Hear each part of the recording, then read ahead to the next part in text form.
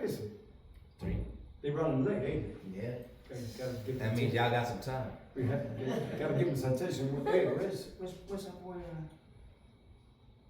He running. Want me to come? Hold on. Let me see if you Is he better? yeah.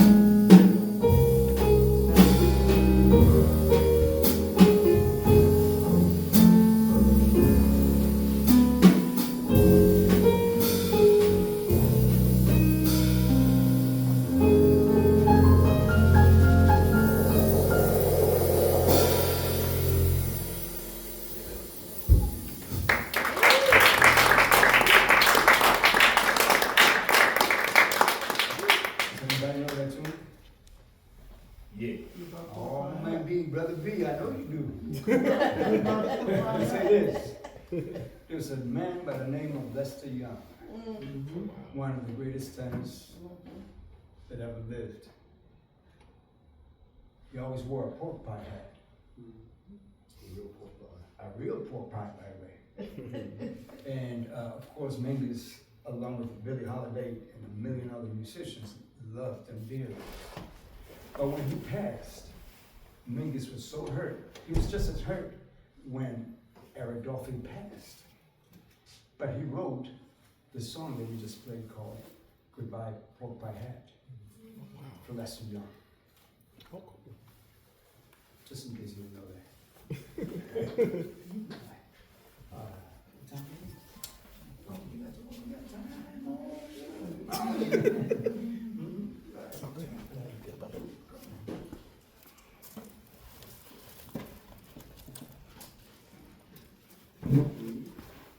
yeah, we'll keep. Forget you. E flat. It feels better in the E flat than it does in C, y'all.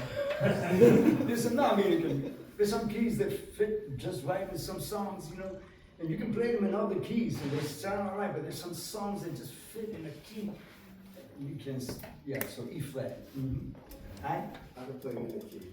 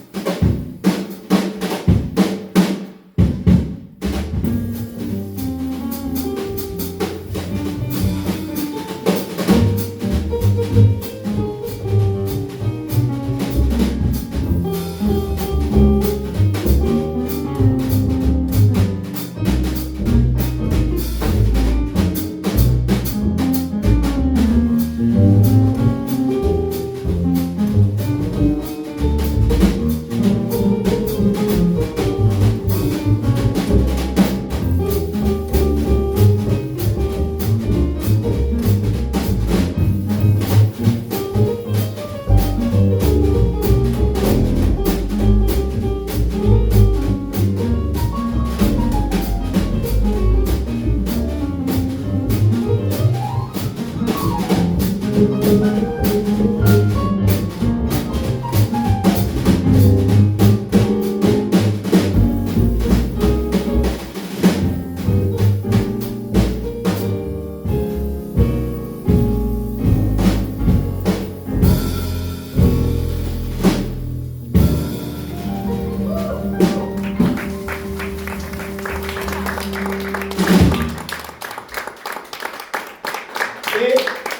will happen to you. It can happen to anybody. That, of course, the words go that falling in love, it can happen to you, it can happen to anybody. But yeah, we love being here with you all, especially when you see all these smiles happening. When we see smiles or even some applause, it just feeds us. Because it's not us, it's us. You, me, us, we. I've been using that since I was a teenager. How to incorporate everybody. You, me, us, we. So without us, we wouldn't be.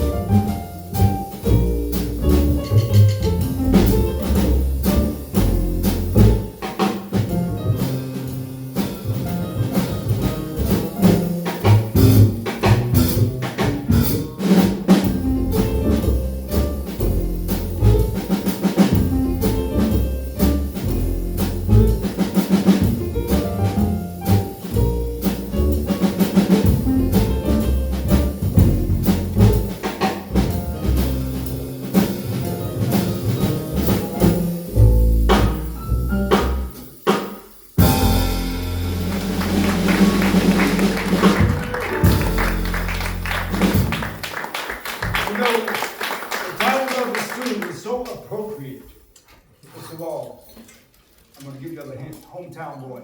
Uh-oh. Who wrote it? Oh, who said it? Who said it? Who said it? Go ahead, girl. Yes. Hometown Boy. I tell the story all the time. When I was about 9 or 10, I lived down on U Street back in 1963. And I can speak a word of English. I still can, but, you know.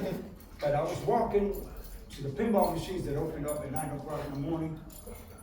And the gentleman who owned one of the pinball machines in the corner of 11th and U would always stack up the Coca-Cola bottle.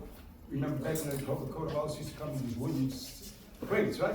So I was so short that I could, and I'm still short, but he would like stack 2 or 3 of them up, and I'm like up there, yeah, Jack.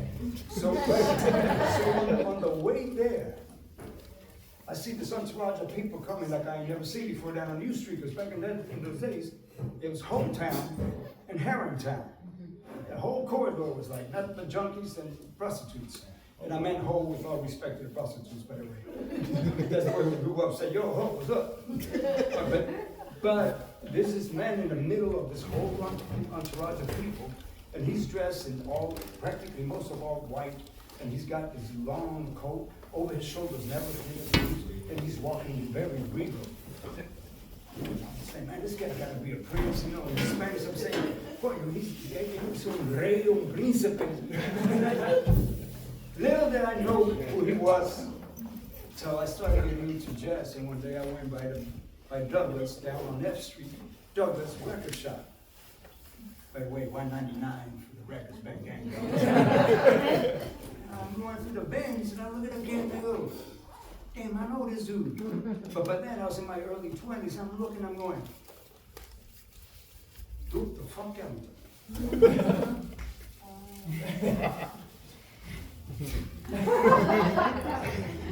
I'm sorry, young man and young lady back there. But yeah, it was Duke Ellington. The title of the song is Things Ain't What They Used to Be,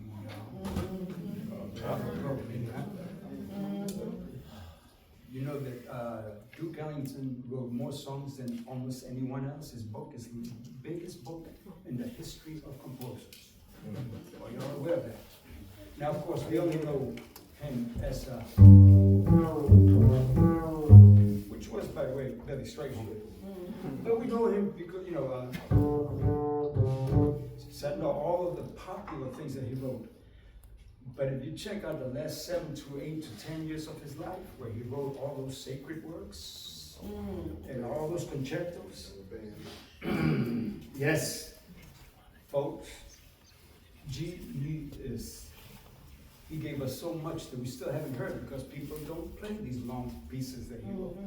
But a magnificent human being, as we know, regal, like I thought he was a prince or a king, which he is and was and will always be for us. A little bit of trivia there. Man, what you doing on the phone, bro? I was actually choosing a song. How about okay, we all need love, y'all. Especially nowadays. If we don't exude love, these folks out here got us beat.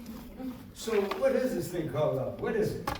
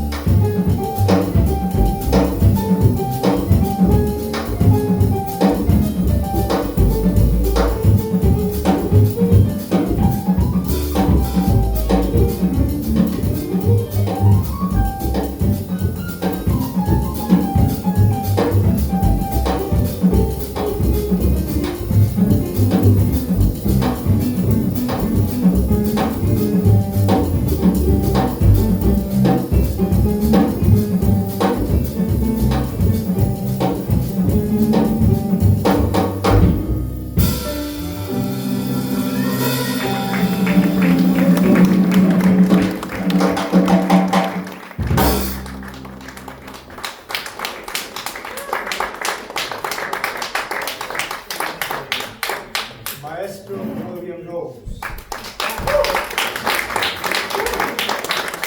Maestro Gregory Holloway.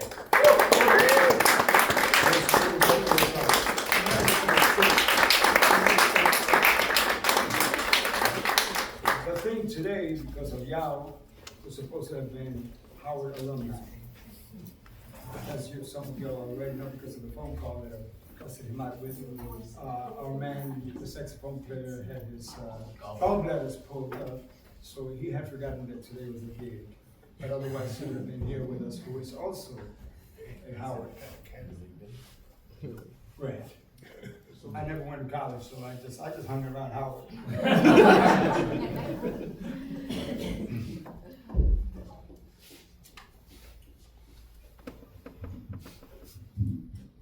Good afternoon. Good afternoon. Happy Sunday to you. Same here.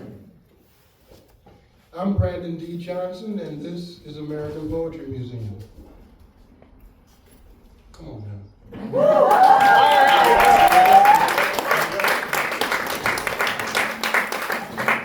Not for me, but for this space. Exactly. And for all of you being here. Thank you. You're welcome. Again, with William Knowles.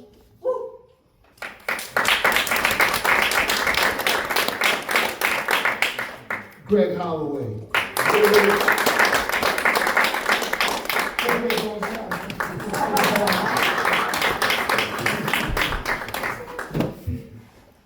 Today, you're going to hear the poetry of Amuche Chuwu. Did I pronounce it right? Amuche Chuwu in Wafor. and Brother Yao Glover. Amuche the poet is also the author of Saltwater Roots, which is available here. And also, Brother Yao is the author of Inheritance, which is also available. So, I'm not going to give long bios and all that. You will hear their power on this mic. All right? All right. So,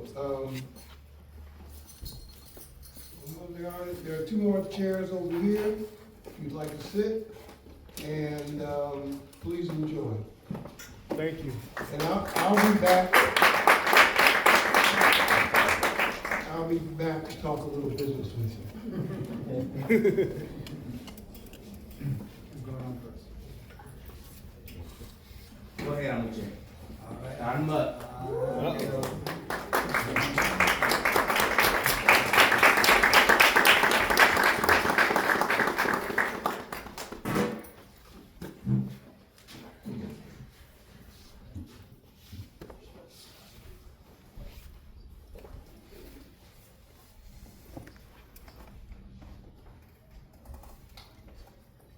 I'm stuck in an in-between space. Now I'm trying to love a man. You should have been the one to show me how. Now I've got issues. Now I've got issues. Daddy issues.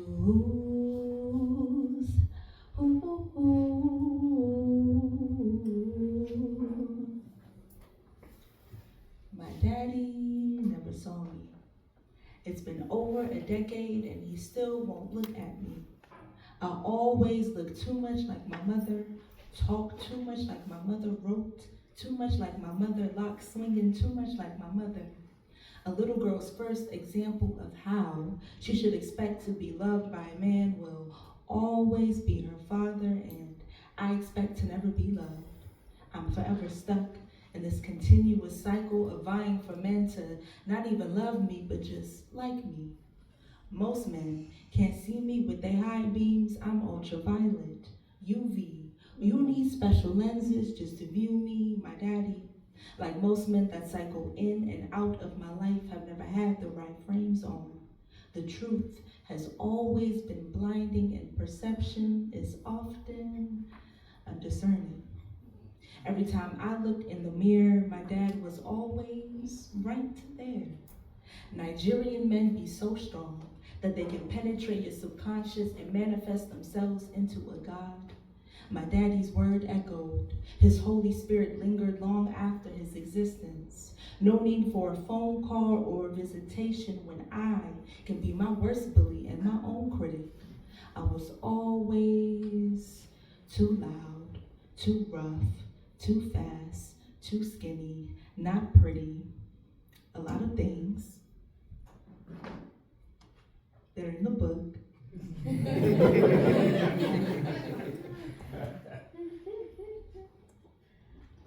And today everyone gets a copy of that book until they run out, and then Too witty, too bold, too brave, too free, too rough, too loud, too fast. God spoke to me and told me, Amuche, sit down, shut up, cut off those dirty locks, stop thinking for yourself, love me more than you love yourself. My daddy bore a hole in my chest that I fear I will never fill. I could walk the trail from Mount Rainier to Anacostia and still come back missing. They say God allows for suffering, and my father has left me broken, my chest exposed, my heart too open. It's almost a rite of passage for most Black girls to have to fight the world, fight themselves, and then fight their daddies too. I am a veteran of spiritual, physical, and psychological warfare. I am deeply wounded. I am desperately looking for a new religion. Men might not be able to see me, but I'm afraid they feel the hold that God still has over me. Poem.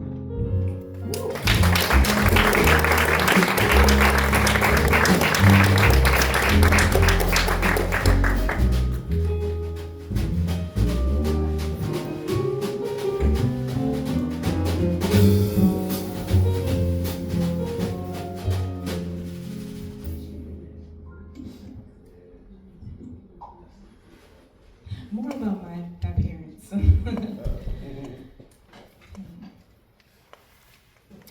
I like to ask the audience always before I do this one. You all are familiar with calling cards? Yes. Raise your hand if you are not familiar with calling cards. Okay. So if you had international friends or family, you could buy a calling card. Before, Wi-Fi was easily accessible. You buy a calling card from the gas station and you were able to talk to them for whatever amount of minutes you purchased. Mm-hmm. So this poem is called Calling Cards.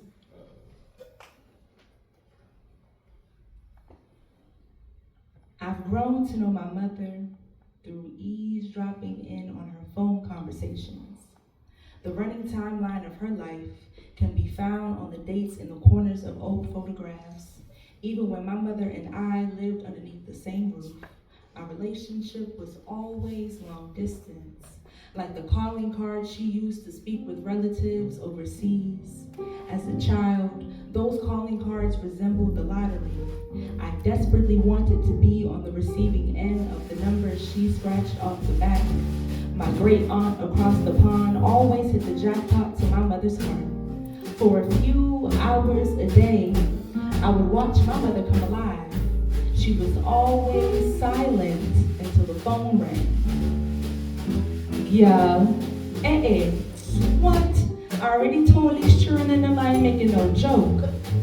Black, Caribbean, my mother's voice echoed down hallways that permeated through drywall and plywood. Stuck in a child's place, I could never comment on the stories or conversations I overheard. Out of respect, out of confidentiality, recanting my mother's stories to even just her felt like a breach of privacy.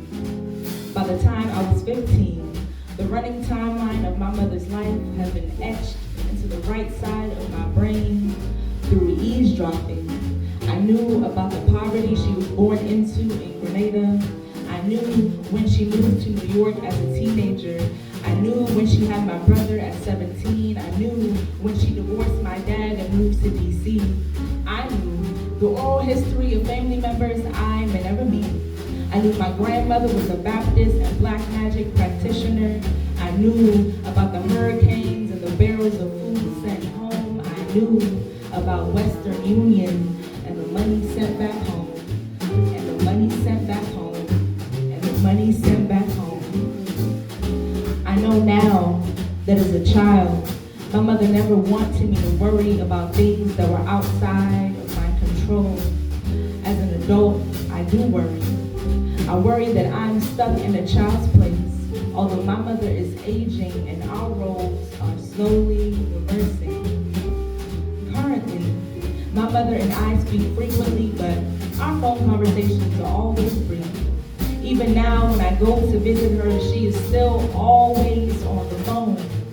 Through recent eavesdropping, I learned that the medication she was taking for back pain was due to an ovarian cyst. I learned that she almost passed out at work and is now taking medication for high blood pressure. I learned about her father's passing, my cousin's suicide. My mother is slowly becoming intangible on this continent. Her retirement is looming. In 3 years, she will leave me here alone in Babylon. And although I'm considering leaving with her to escape the rat race and the first world false hopes of community and the American dream, I welcome this new season of our relationship. I hope that the Atlantic Ocean can bridge the gap between us. I hope she puts me on speed dial on WhatsApp. I hope that I can finally get to know her beyond third-person inferences and eavesdrop context clues.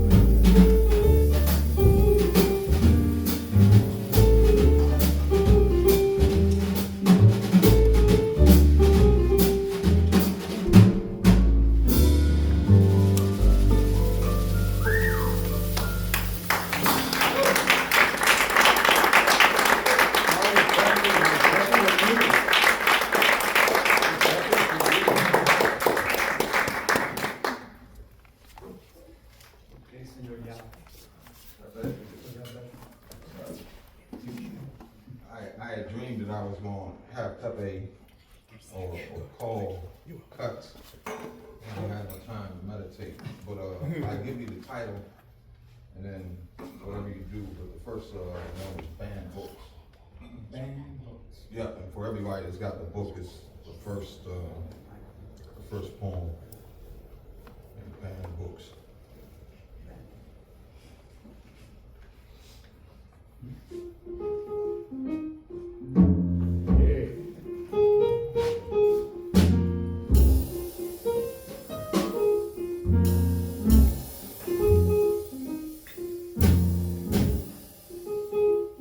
In Africa, when an old man dies, it's a library burning on Pate Ba.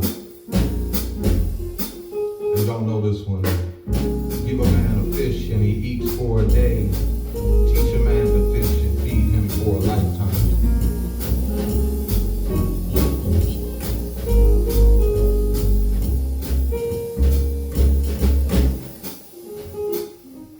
Fall into the lake's mist this September, cool the air over and under a silver line, attached to a weight and a hook, into water to find the bottom. Rest there a minute. Not far from here, my father on the edge above the plane of the water, he's looking down and looking out on a bank where earth shows its guts, roots of trees, and the deep dark tone of what lies underneath. He's singing silence. Fake worms, lures, hands, arching the fingertips, threading, twisting, moving in the early light. Did he know the November he died, his tackle boxes, denim overalls, a small spray can, catfish bait, the smell of dried spam, rotting preserve, the shriveled worm pasted to a rusted hook. Did my father understand the great metaphors when he taught me art of watching water, of pulling out the tangles in a line, of singing one with its subtle distinctions? When he taught me waiting, he did not wait. He did not teach.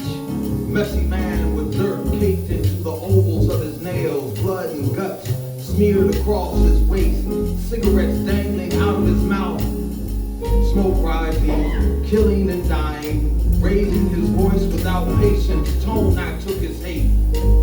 Then I was afraid. The ghost of his eyes, thunder and impatience over tiny things, watching a rod, a line bending, throwing rocks into the water, not paying attention. Did my father know of the burned Egyptian libraries? Did he know himself as sages prescribed? Man with bamboo walking into the tall plants trying to find a good spot. If man is a symbol, my father is a penny. He's brown, copper, and abundant everywhere. He is used, and useless. Did he know that writing is not moment? Dusk is not really black. Human is not flesh. That we are really impossible and believe in less. I banned his books in grief, my God. I've forgotten those mornings like nights. Those nights like mornings.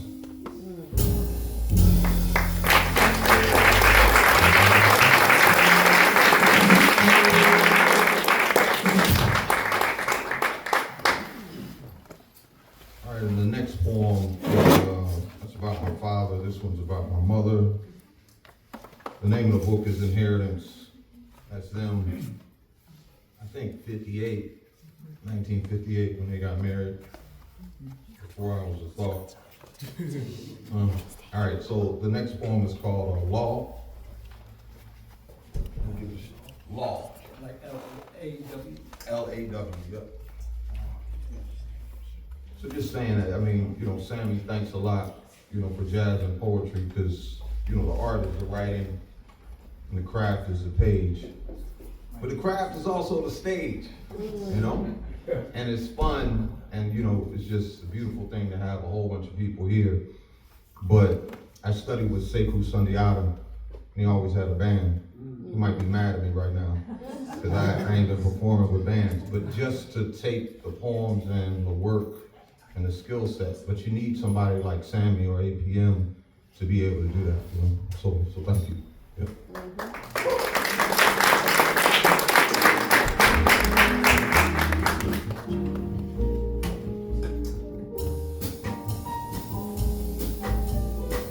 And this is law. Growing up, there were always two laws. My mother, the greatest, who made enemies as necessary out of the trash man or the paperboard. Sometimes she was a queen without court and details, commands so precise you could not follow if you were not one of her students.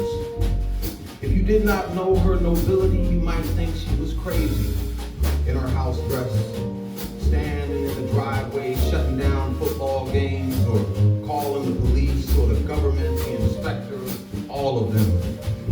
A great law made in heaven, not by God himself, but one of his angels, handed down to earth through a rope in the sky, shipped to Nashville by airmail, and then given as a gift on her birthday to my grandmother by the Orishas themselves, disguised as vagabonds, door-to-door merchants like Elijah Muhammad and Daddy Grace before they became men with wings and symbols.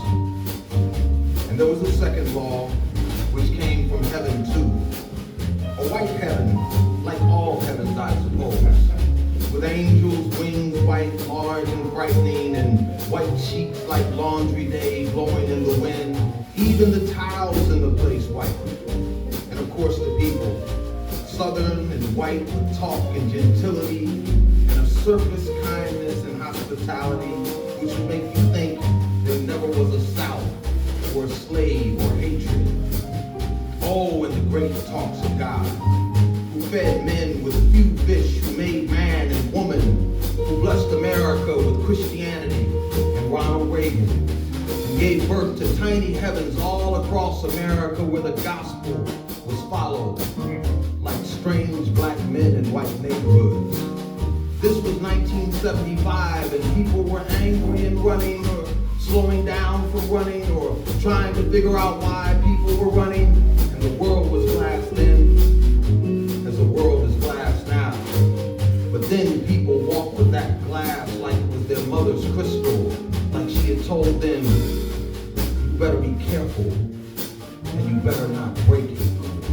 So like I said, there were two great laws. The greater my mother and the lesser made of missionaries and Bibles and hellfire. And with these two laws, there were two tongues. One the lesser, one the greater, and two musics, and two beauties, and two clothes, and two friends, two of everything you can imagine. Simple and big as an ark, where we walked towards the ship's belly to roar in the darkness, to find ourselves, and to be saved.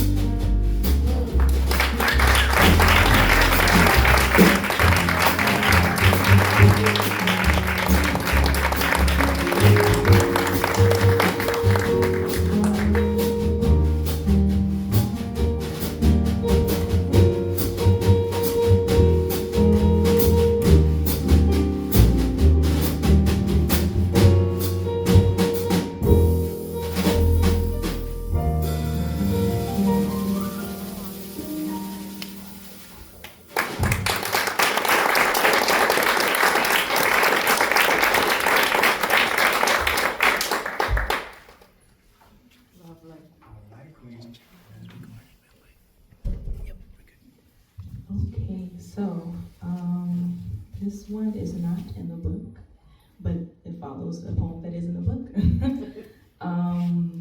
I wrote this week, actually. I've been trying to write a poem in memoriam for my cousin who took his own life in March.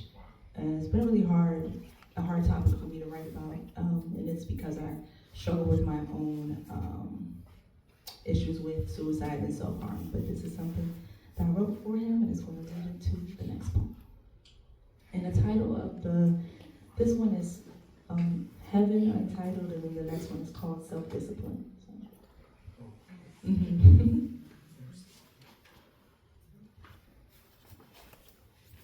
It wasn't the calm, cool face of the river that asked you for a kiss. You found your reflection hanging in a noose, and death soon followed. I get it. The earth is ghetto. Sometimes it feels as if there's only one way out of this holy hell. Like love, like life, like death.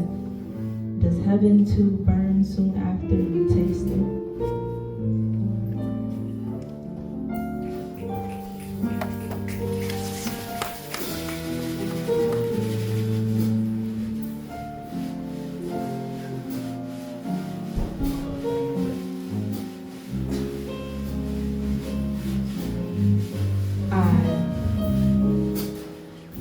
To practice self-harm in the same way that Christian youth practice abstinence. I was 11 when I first began my suicide preventative care method. My poetry was never deep enough to cut through the emotions that always seem to pile up at the center of my left forearm or my left thigh. I carved symbols and hieroglyphics into my skin and then translated them into blood. For 5 years, I slept with a knife hidden underneath my pillowcase. At night, I used it to chase non-consensual demons away. I was just trying to cope with my innocence lost to incest.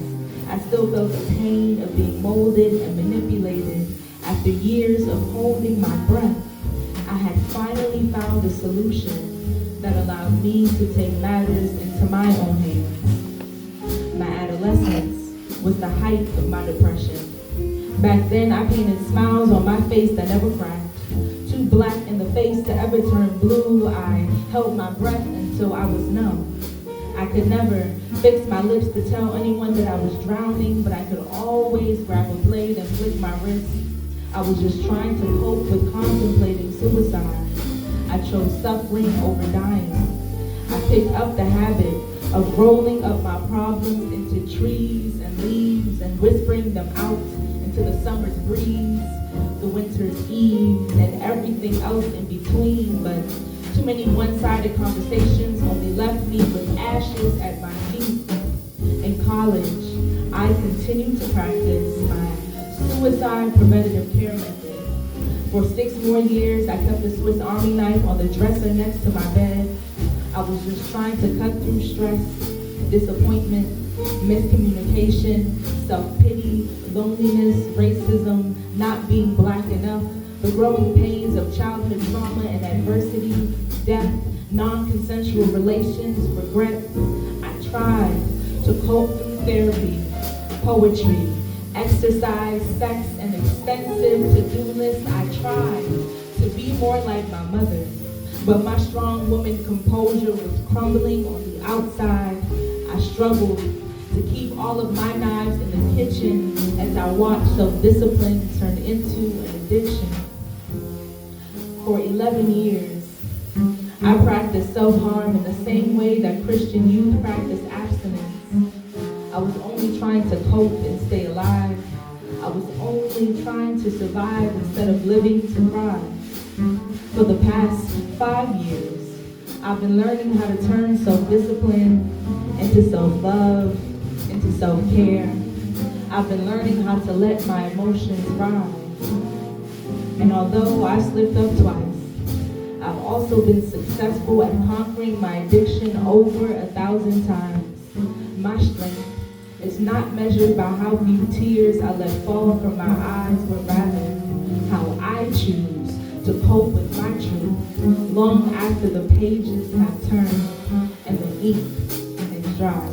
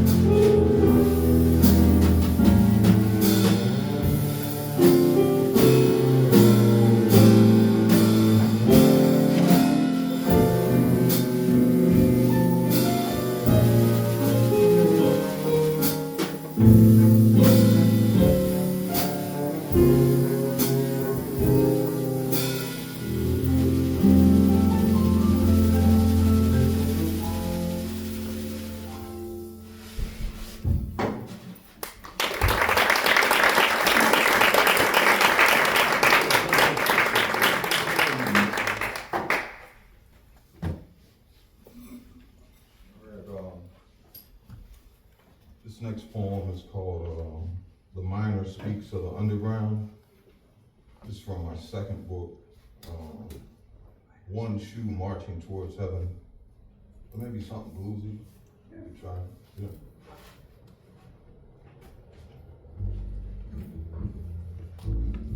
So the minor speaks of the underground.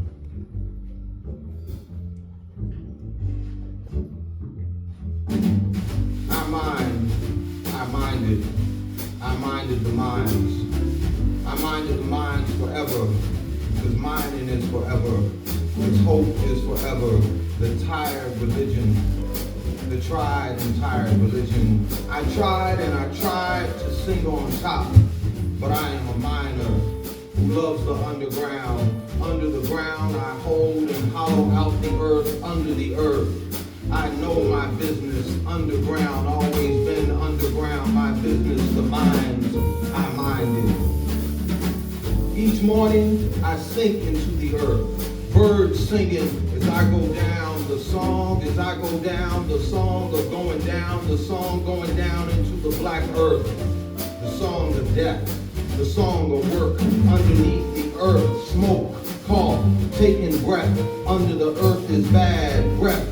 We breathe the breath along singers under the earth. We take a pickaxe and machine to stone and weight, mud, moist rock. We rock and swing, sing and swing deep under the earth. We do the dance that is a day's hard work. We sing. They do what they do, day overhead. They do what they do is doing, day overhead. Sing and swing, sing and swing. Somebody bring me my hammer. God knows, only God knows. Somebody bring me my hammer. There's no steel like will. There's nothing to steal under the earth. There's nothing to steal even. Steady now. That's the song we sing. Say we crazy, we're going down there in the morning. It still looks like night there in the morning. The stillness looks like night. They say this underground like dying, but damn, they love my song. They say, damn, that man can sing, but they hate this underground. They think they know, oh Lord, they think they know this underground sound. But they don't know no boom. They don't know no hammer. But Lord, they love this song. They sing and they sing it, but don't want to be like me. Don't want to be underground. Don't want to sing no underground. Don't want to be in the dark. Don't want to be underground. Don't want to be in the night. But that's all right. That's why I mind, and I mind my own business in the underground. That's why I sing the tired and tried religion. That's why I mind the minds. That's why I mind my own damn business. That's why I sing. That's why I sing. That's why I sing the way I do.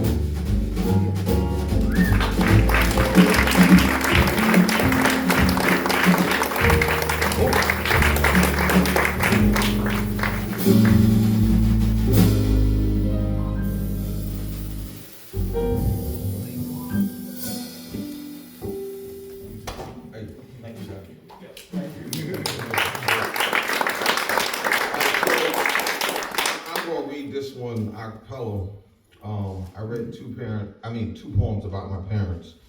And I've written all these series of poems about my father that I'll compile eventually that really sort of record of the changing consciousness of my parents. You know, I talked to my son one day, my oldest son, and I said, read our family like a book, like the Bible. And what does that mean? That means that you think you know, you understand something, but you don't understand everything. You keep reading it, and the longer you read it, the longer you go back, the more you get a sense of how your consciousness changes, and that there was something there in the beginning that you didn't necessarily see. So we are the books, right? I mean, we write books, but people are the book. We could sit here in the present, and it's nothing but poetry. So this is a poem about the changing consciousness of my parents, and in particular their divorce. So it's called My Father Rides His Horse into the Distance. What now? She asks, and slams the door. Violence hidden, and the sex underneath that. I want you to walk across the room and just cry a little, but don't let nobody see it. Both of them, like opposites and ideas, with flesh pasted onto skeletons. Then the dust comes, then the speeches, the long rants and heads, fights that have no words, the dead people who could not rest, the sun going down. The old streets of the city where once there were horses, a man singing ice, milk, butter, bread, what it's all about. He goes outside and talks to the man in the always winter. The cold is heated by his breath. He whispers and white smoke rises. He sings the only song he knows. He will not go back into the house. He buys a horse who is too old to run and grabs the rope and walks him down the street and into the night, and the cold swallows him.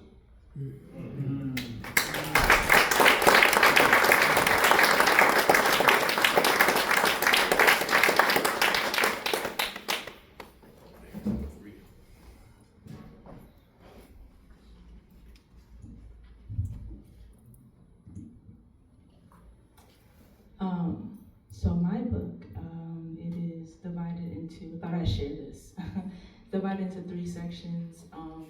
So the first section is called the Sunlight Zone, and it's the first layer of the ocean that wraps around the earth. And those poems are kind of like an introduction to the Twilight Zone, which is the second layer of the ocean that wraps around the earth. And those poems are the poems that I've shared about my dad, and then self-harm, so those are more emotional, deeper topics. And then we have The Shore, which is the last section of the book, because if I went any further into my emotions, I wouldn't be here today. And we all need a breather, you know, like life's not that serious. We can chill on the shore and look up at the sky and take a break from whatever we're feeling at any time we really want to, hopefully. Maybe something we can all practice as well. So with that being said, I'm going to share 2 more poems from that particular section, the Twilight Zone of my book. So this first poem, it is called Taboo, and it was inspired by Sade's Taboo, yeah.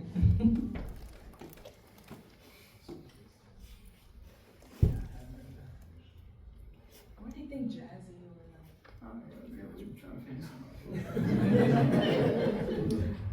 Although we need some Sade. yeah. Thank you.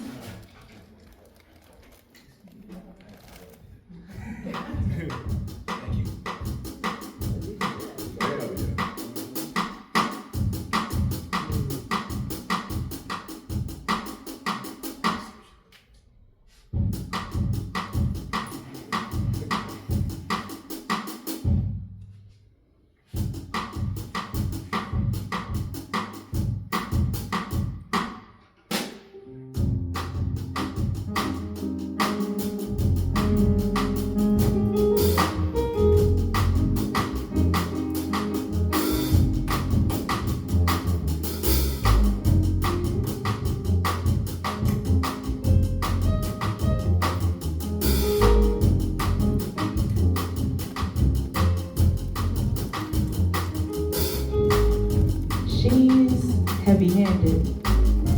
She puts too much pepper in her stew. She's addicted to leaving his mouth watering and numbing his taste buds too. Her brown hands have an affinity for remixing recipes.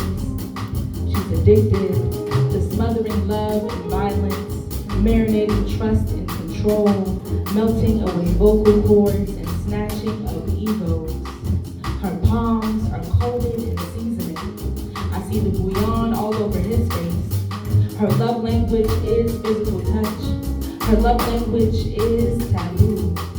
She knows his eyes will always say more than his lips. She knows real men aren't supposed to flinch at the taste of pepper.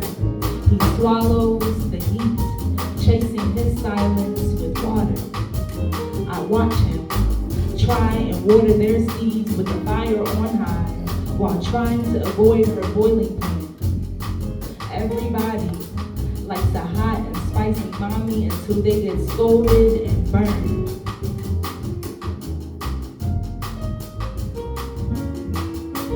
In spite of the spice, I hope there's still a little sugar at his roots, a little cane juice to sip to reset his taste buds, a little cane juice to sip when things get too taboo.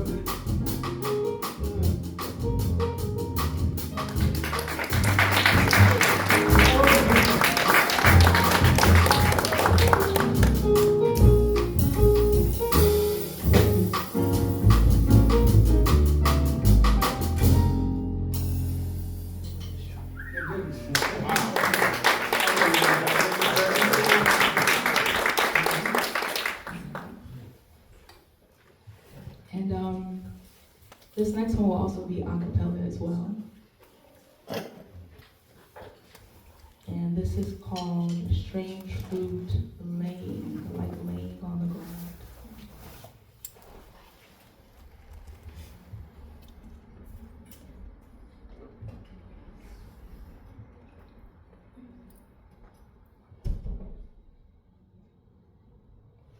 A bullet in your limb, blood on your Timbs, blood on the concrete, blood on my street. A bullet in your limb, blood on your Timbs, blood on the concrete, blood on my street. No nooses and no rope, just that ammo that they blow. No nooses and no rope, but somehow we still choke. There's blood on the concrete and blood at the root. They aim at your body, 'cause they want your you. You might not make it past your 9th birthday. Since Uvalde, I haven't watched the news. I recently opened up a newspaper only to find that Antoine choked too. You might not make it past 14, 19, 21, 22. The only time we collectively pray for black bodies is after they've become rotten fruit. Strange fruit laying. The only time we collectively pray for black bodies is in mourning. We barely even pray for black women who die at the hands of police or at the hands of the partners with whom they shared a roof and a place to sleep. If you die today, don't expect to make the trending topics, let alone the news. If you survive your bullet wounds today, don't expect to make the trending topics, let alone the news.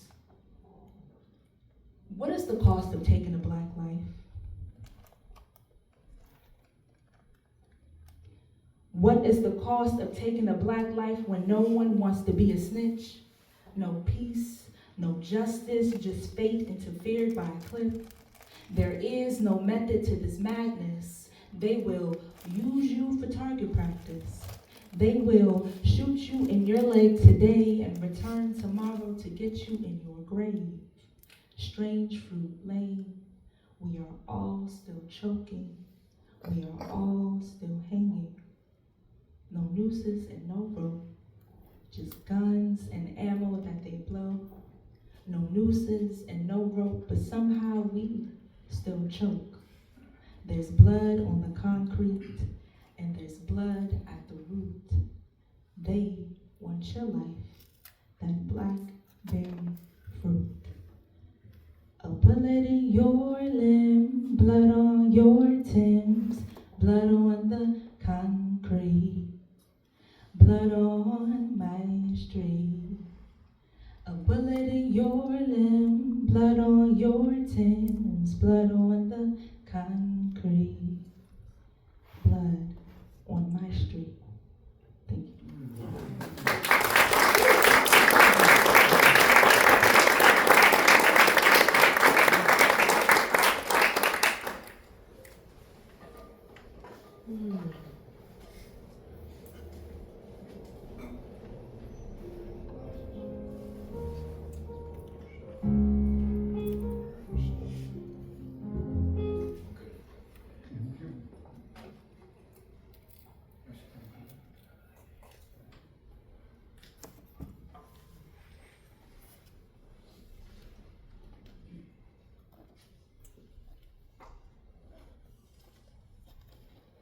try this, and maybe a ballad. I know it's really too big for you guys. But this is called Work Song for my mother. You just did the work song, but we'll do it now.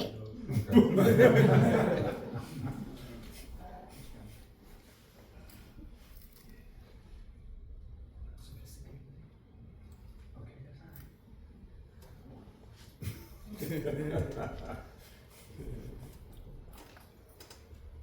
No, hook you up, bro. You want me to just stop?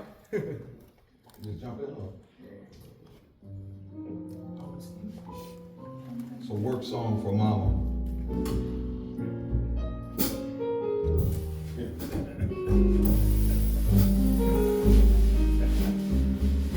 With a wrench, you removed the dripping faucet that kept time through the night like a clock. You swept the street and raked the leaves, laid a coat of black asphalt across the driveway where the concrete was cracking.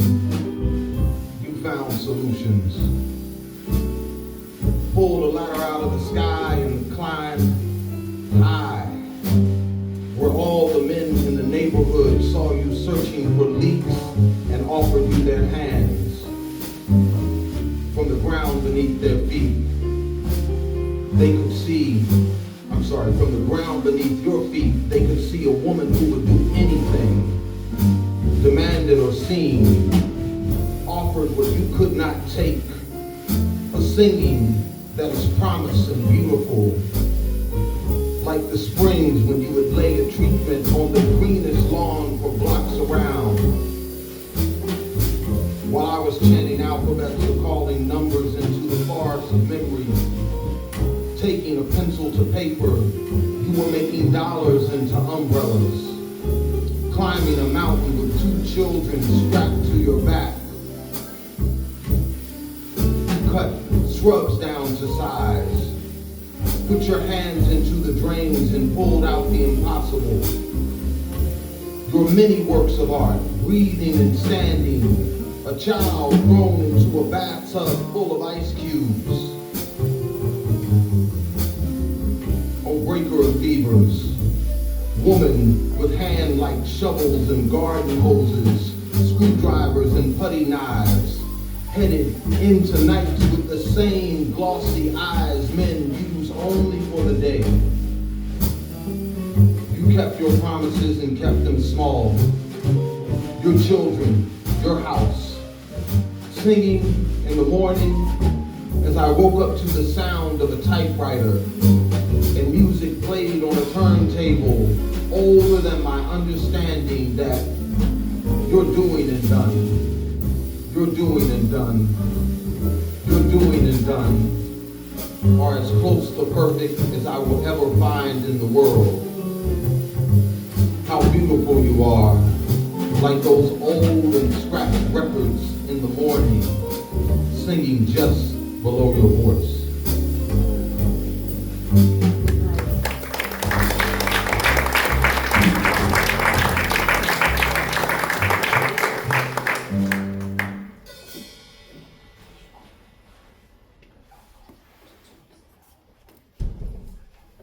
Let me just find this little poem, which is called Speaker.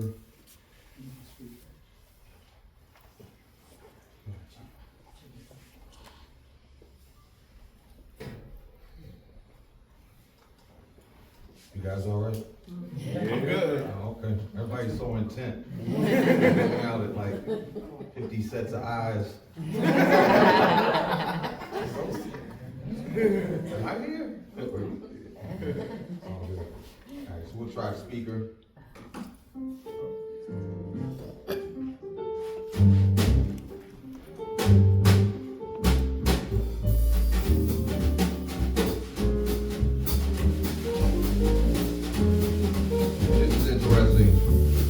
Different type of poem, but we'll see what happens. The microphone, the holy object, the way brothers held the day. Get down, doo-wop, pips, everybody on the same step.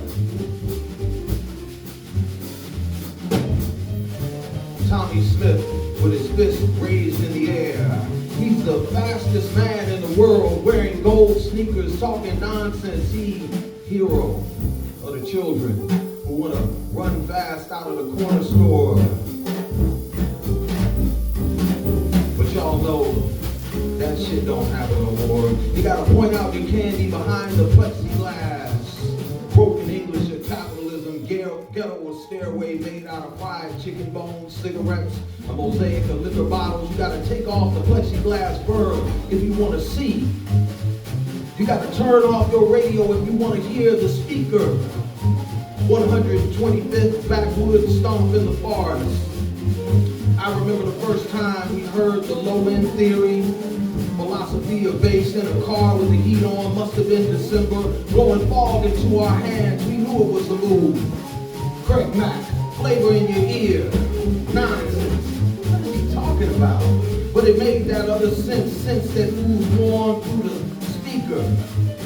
Our last year in high school, where every party was Eric B. and Rakim telling me, you got it, you got it, you got it. Paid in full, speaker pulse down in the night on B Street behind the tinted windows where they race the bikes and cars. You can smell burnt tires in the air. That's it, right there. At the traffic light, red stop sign. You can feel the nigga look in your rear view mirror. Watch your back, watch out. Bass massaging your eardrums. Them old school brothers with combos down in Malcolm X Park ain't got no electricity. Or Malcolm's own voice wandering in America's purgatory on the spools of brown magnetic tape, traveling the Sisyphean circle of a CD speaker. You got it, soul. Not just the sound system, but the system of sound. Break it down to the old man outside the subway station who talks out of his head, whose head is dingy, tired country, all this nonsense. The president, Christmas pagan worshippers of the antichrist, of the freakideism of transistors and CDs and DVDs. Jesus was the speaker. I is the speaker. What this is now is running through me. I be it, I believe.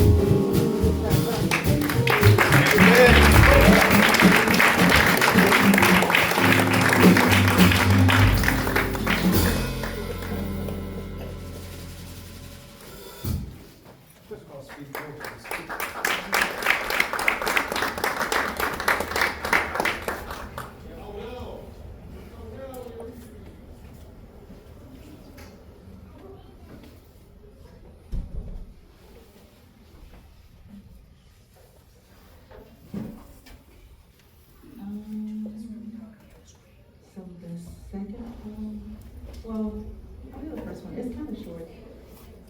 Kind of bleed into it. I'll do the one together, but the second one is was inspired by Afro.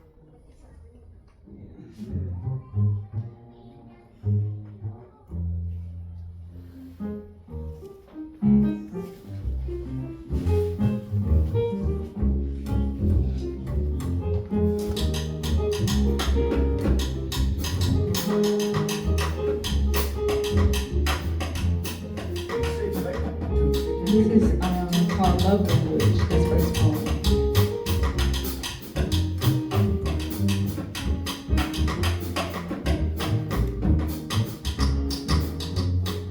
Our words hung low in the air. I was dizzy. Love at first intonation kept my mind burning, stomach churning, passion stirring. I followed your voice and found my body was steering down roads I had never before been. Your words had me twisting and turning, but they never led me to a dead end. We were two balls of energy whose minds had been yearning for an intellectual journey. With your words, you kissed me. I allowed your stories to caress me. With your point of view, you slowly undressed me. Entering our own dimension of time, I let your tongue dance up and down my spine and ignored all of the warning signs as we sped through flashing yellow lights. I never thought that I would ever find myself this open, fully clothed, but we were both naked.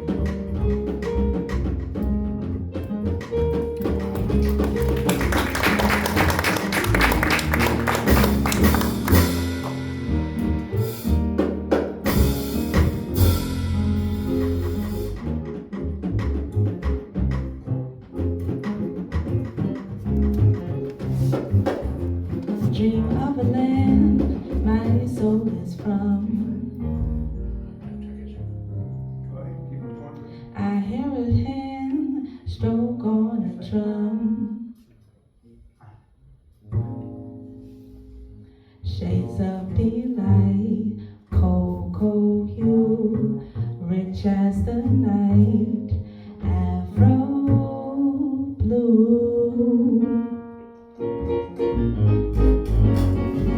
We smoke haze and sip chocolate water on the bench outside of the hotel. We might be the only guest native to the dying city, the only evidence of a chocolate city legacy.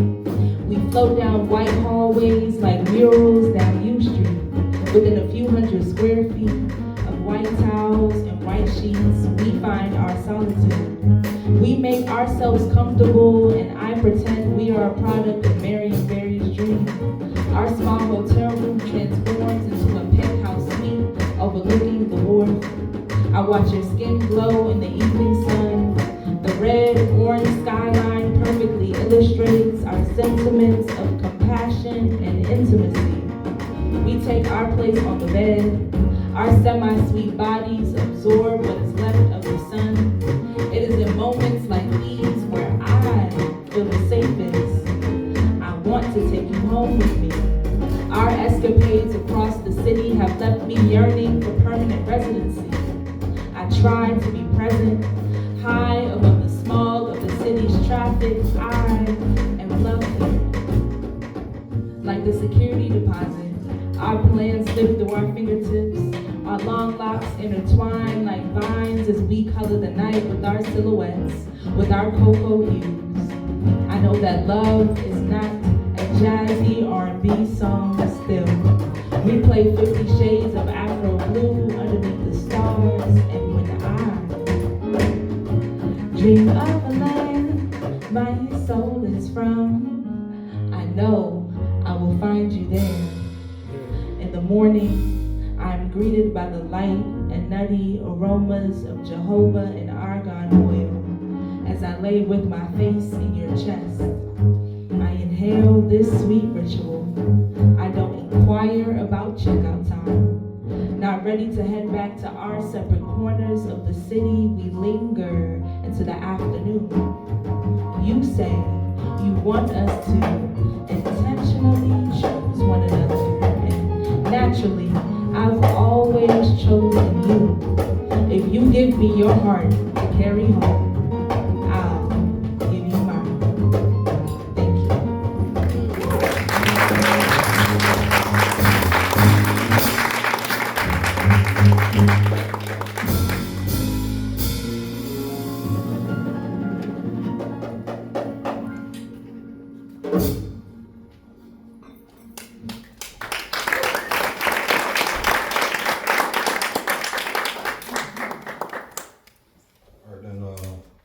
This is a poem, actually Sammy, he's been doing what he's doing for a long time.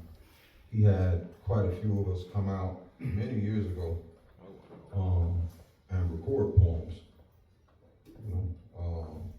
And so one of the poems that I performed in is called Riff on Patriotism and Nostalgia. Fun poem. It's got some good patterns in it. So, riff on patriotism and nostalgia.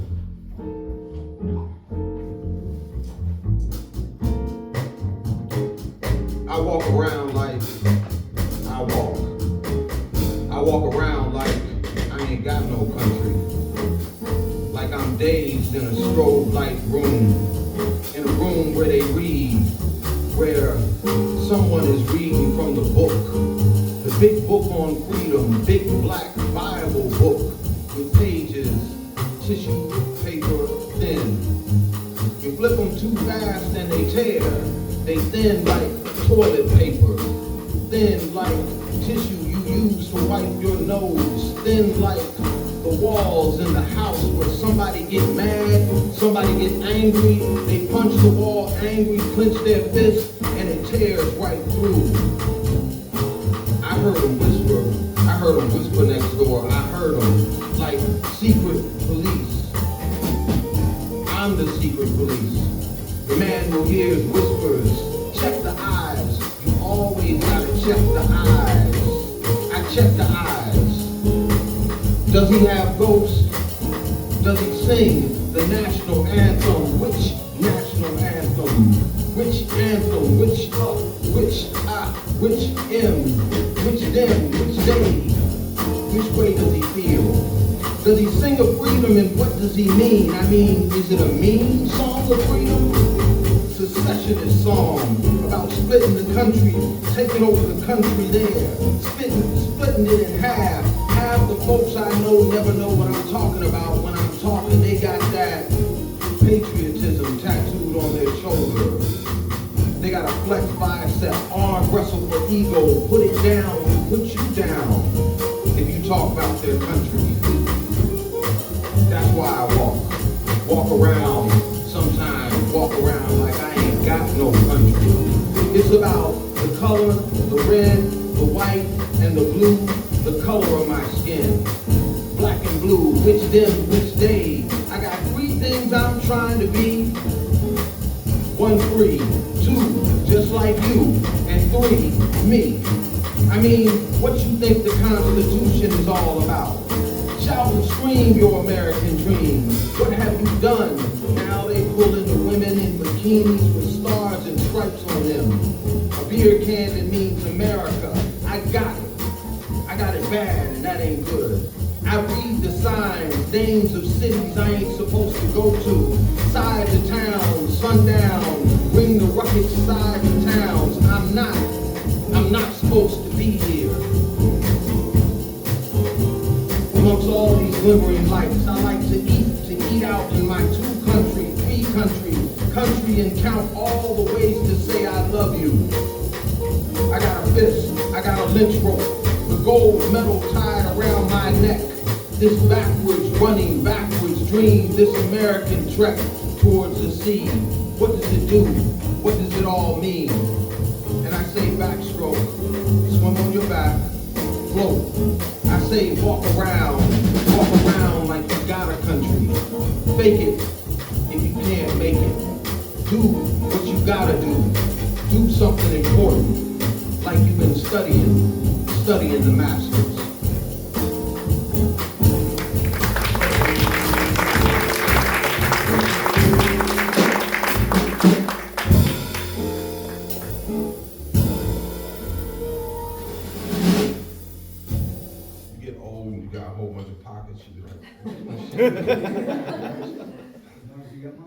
Gray hair, glasses, and can't find your stuff in your own pockets. Yep. All right, so the last poem is actually a poem that I wrote for Brian Gilmore, who is one of my favorite DC poets. And I have to give a shout out to Cindy and Kwesi, 2 of my oldest friends. I know Kwesi 40 years. Cindy, hellified jazz singer. They keep the music in my life. It's such an honor. I don't even read that much. You guys are here, so favorite people, you know. All at Howard together, yeah, with Antonio and them, yeah. So this poem is written for Brian Gilmore and his inverse that I met in China. This guy named Jita Jallo from Sierra Leone, who has that same brilliant, quirky intellect that Brian has, which always keeps you guessing, you know. So I'm on the other side of the world and I meet this guy that's like Brian. I'm like, yeah, I guess it's a small world, right? So that's the name of the poem, right? Big Circles. Oh, let me make sure I got the right title before I lie to you guys. Small Circles, Big Wide World for Jita Jallo and Brian Gilmore.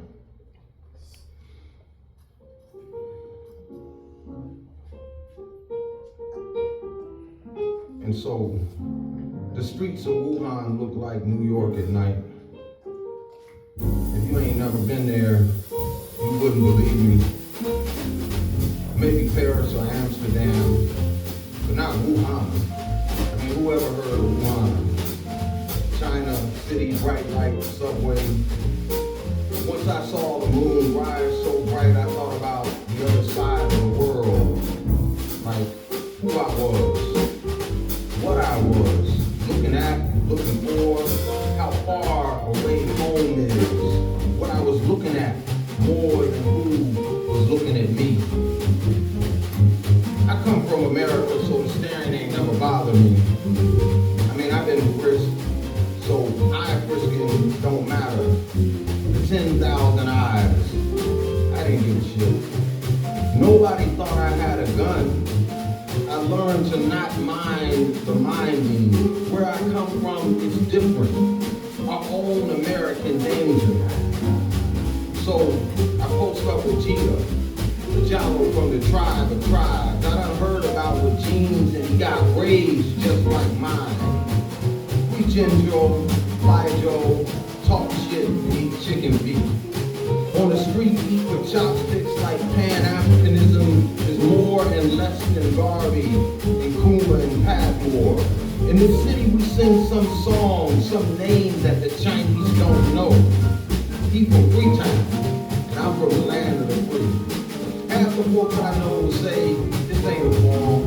Africa ain't a country, it's a continent, cheap wine and cheap cigarettes, lazy Susans, and the paper boxes ornament of the old empire, and all the Chinese people coming in from the hills, to the skyscraper cities, to Starbucks and Burger King. Eat malakang every day, suck some sweet, eat some breakfast, lunch and dinner, slurp the wine and say, Gambe! Like we say, bottoms up. China bottoms up. The world spins on its axis, flips every day. You got an African and an African American singing blues across the sea. Gita laugh, I'm like, it's just you and me. Worlds apart in the world we don't know. Charles Taylor destroyed Freetown. He once stayed on my street in Atlanta, Maryland. In a city nobody knows, just like the Chinese cities. Like Bijou, like Wuhan. We get drunk and ask, what's a poem got to do with anything? I told Gita I lost my business and my head broke. Gita said the dogs in Moyan were like the dogs in Freetown. They ate flesh. We all eat flesh, he said. We look each other in the eyes and say, my father, rage, passion, love, red eyes, and the strange music we sing to ourselves when we are drunk or so happy the world will not take us seriously. Those dogs, Gita said, we gotta kill them.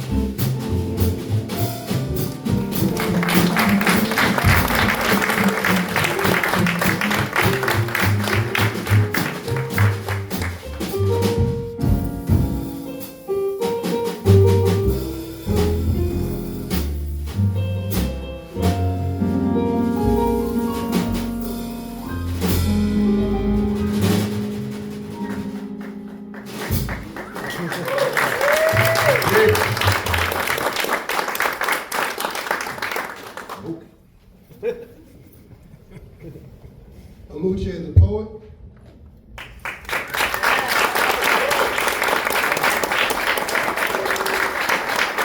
Brother Yao.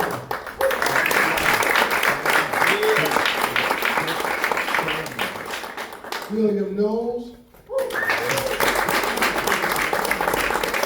Holloway. Pepe Gonzalez.